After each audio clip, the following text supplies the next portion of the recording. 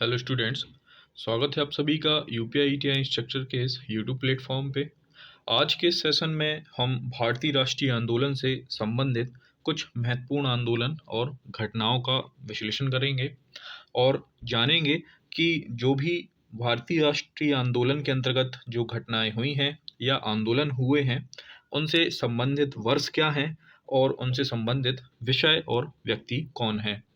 तो आज के सेशन में हम देखेंगे भारतीय राष्ट्रीय आंदोलन। तो चलिए शुरू करते हैं।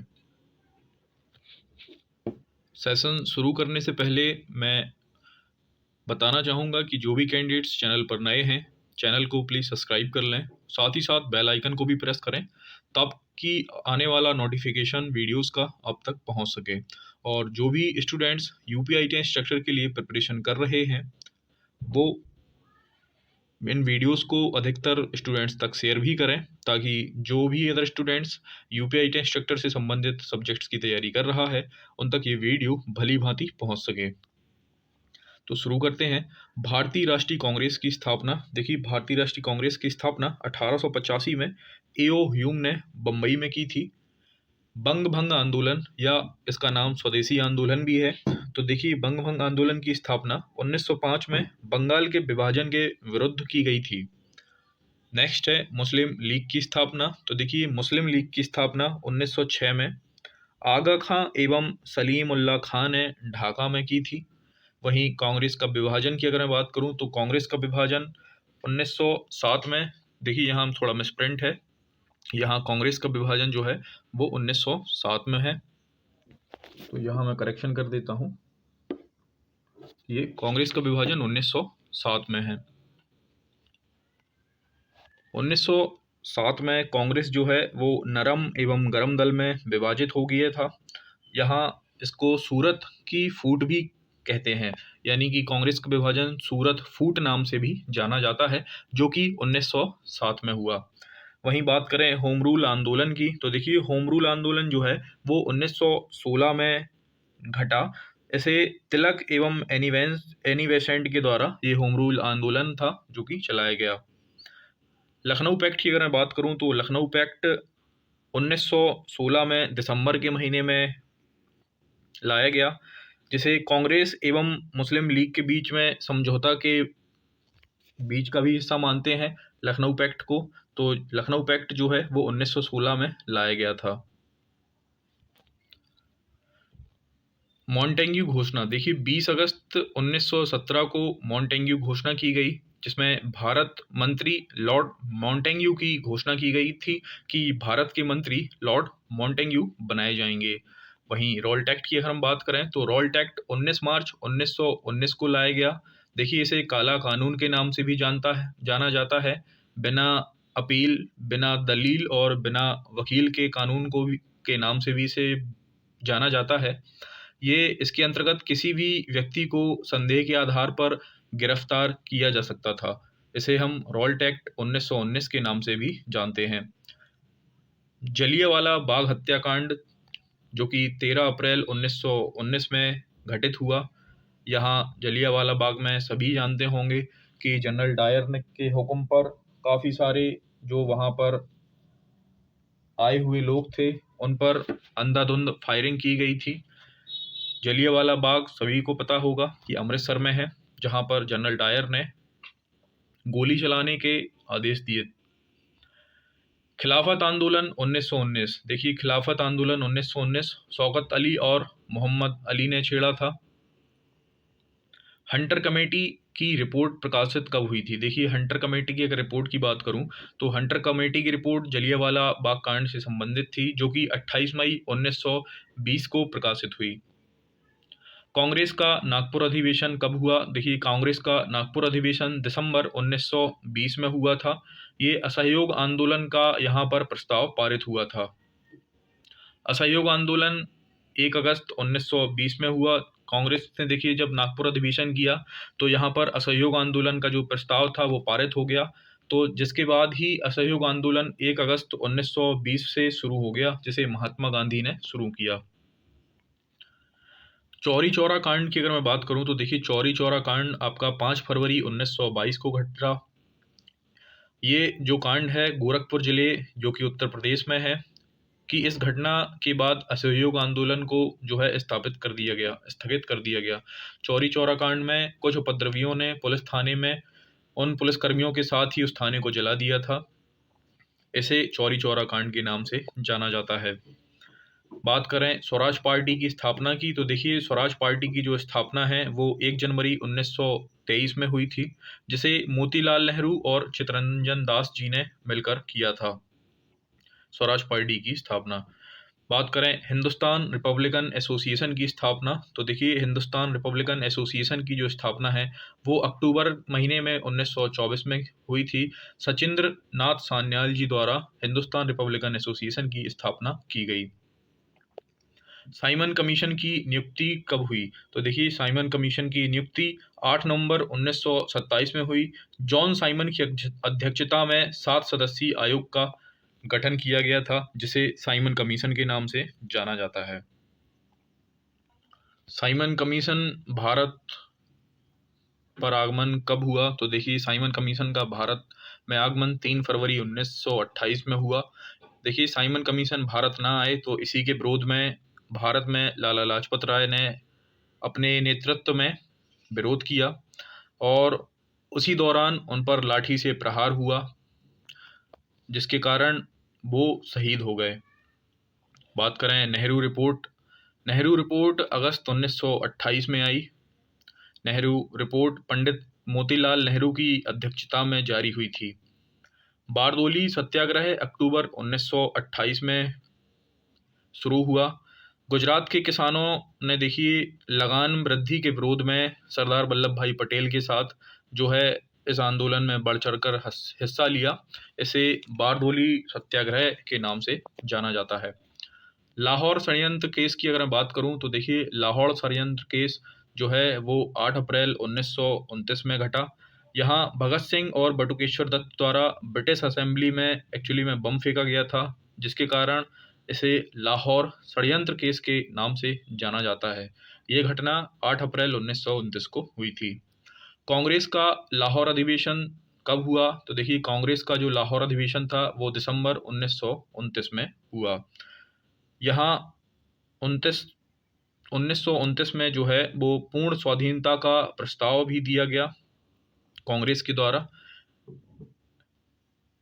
बात करें स्वाधीनता दिवस की घोषणा कब हुई, तो देखिए स्वाधीनता दिवस की जो घोषणा है वो 2 जनवरी 1930 में हुई। 26 जनवरी को स्वाधीनता दिवस के रूप में मनाया भी जाता है।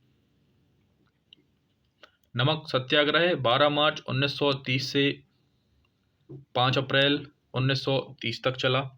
नमक सत्याग्रह महात्मा गांधी के द्वारा साबरमती आश्रम से दांडी जाकर नमक बनाकर नमक कानून का उल्लंघन करने से संबंधित है, जिसे हम नमक सत्याग्रह के नाम से जानते हैं, जो कि 12 मार्च 1930 से 5 अप्रैल 1930 तक घटा।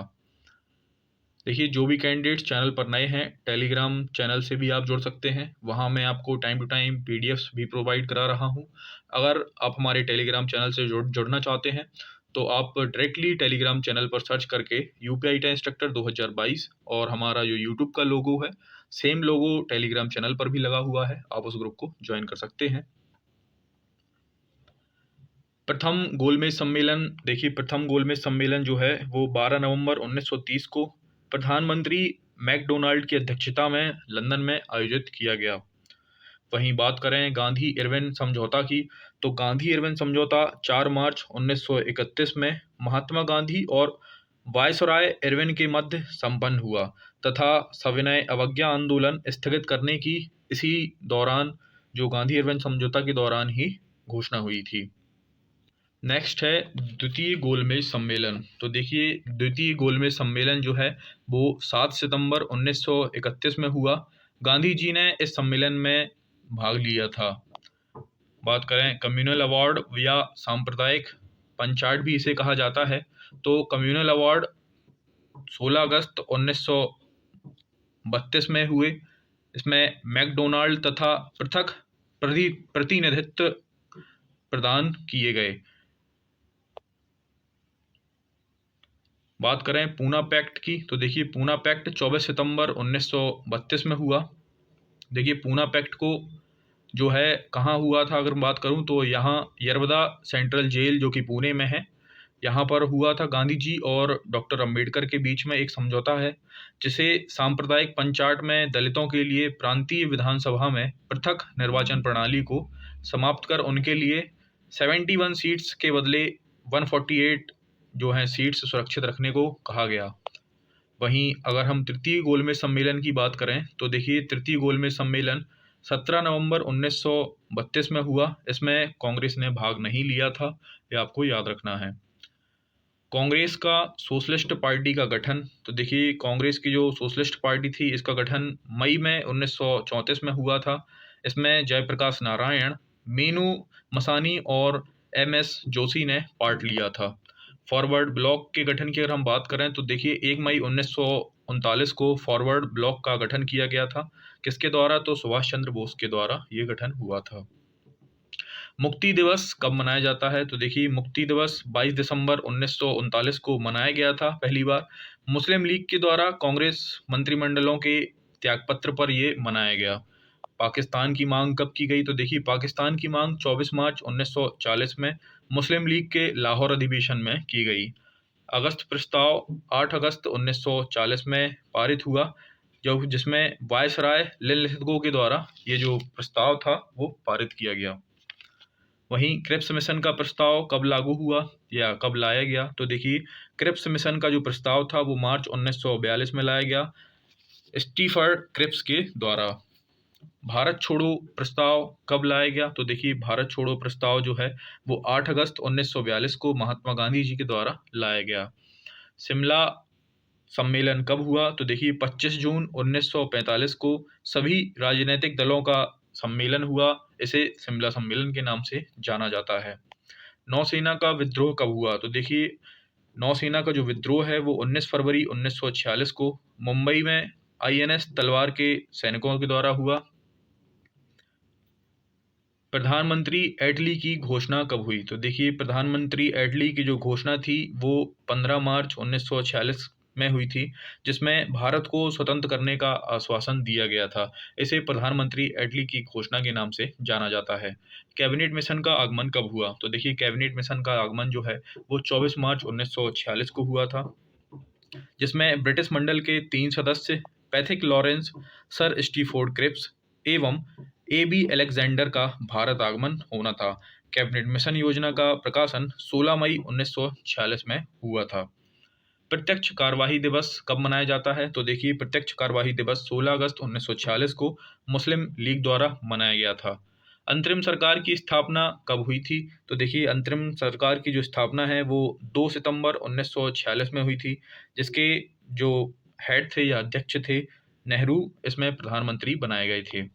माउंटबेटन योजना कब लागू हुई? तो देखिए माउंटबेटन योजना वो जो है 3 जून 1947 में वायसराय माउंटबेटन ने भारत विभाजन की जो है योजना वो सबके सामने प्रस्तावित की। स्वतंत्रता की प्राप्ति 15 अगस्त 1947 में हुई, जिसमें भारत स्वतंत्रता अधिनियम द्वारा स्वतंत्र हो गया। भारतीय गणतंत्र की स्थापना कब की गई? देखिए 26 जनवरी 1950 को डॉक्टर राजेंद्र प्रसाद प्रथम राष्ट्रपति बने, उसी के साथ भारतीय गणतंत्र की स्थापना हुई। भूदान आंदोलन, देखिए भूदान आंदोलन 18 अप्रैल 1951 में चलाया गया। इसकी शुरुआत पोचमपल्ली नलगोंडा जो कि तेलंगाना में है, वहाँ से विनोबा भावे ने की थी। रामचंद्रन रेड्डी ने सबसे पहले भूमि इसमें दान में दी थी, इसीलिए इसे भूदान आंदोलन के नाम से जाना जाता है। तो जो भी स्टूडेंट्स चैनल पर नए हैं प्लीज़ चैनल को सब्सक्राइब ज़रूर कर लें, और आपको वीडियोस पसंद आ रही हैं क्योंकि मैं सिर्फ आपके सिलेबस से रिलेटेड ही जो है कंटेंट प्रोवाइड करा रहा हूँ। तो अगर वीडियो पसंद आती है तो वीडियोस को लाइक भी करें और ज़्यादा से ज़्यादा लोगों तक शेयर भी करें, ताकि जो भी स्टूडेंट्स चैनल पर जुड़ रहे हैं उन सभी स्टूडेंट्स को इसका लाभ हो सके।